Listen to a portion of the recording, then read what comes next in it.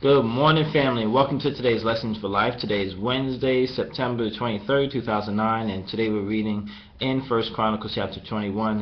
And as always, before I begin, I encourage you to read the chapters, do for yourself, see what you get from it, email us, and we'll put it on the blog. But there's a couple of things we see going on in this chapter. First, David does something that is displeasing to the Lord, that he hears from the prophet that was displeasing to the Lord. He numbers the people that he has that are fighting.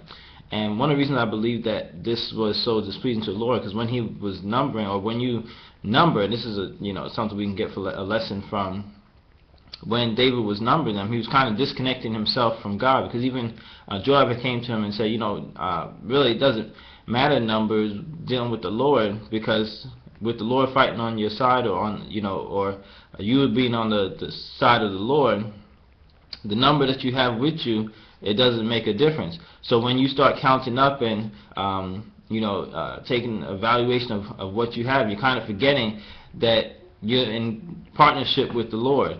So that was one of the things I believe was wrong with what he was doing by numbering those men that were there fighting with him. And I believe sometimes we do that same thing as well. We look at what we may have or what we don't have, and we think that we can't do something, and we forget that we have a connection with God. And remember, there was we learned this from before, and this is part of Bishop's Psalm: God in me makes a majority.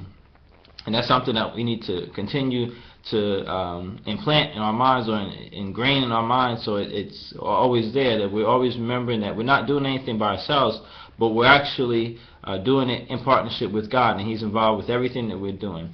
So we see that David, he does number them, and he goes on, and then he finds out from the prophet even further that the Lord is displeased, and he has to choose these different plagues, or different things he has to suffer through because of his because of what he had done.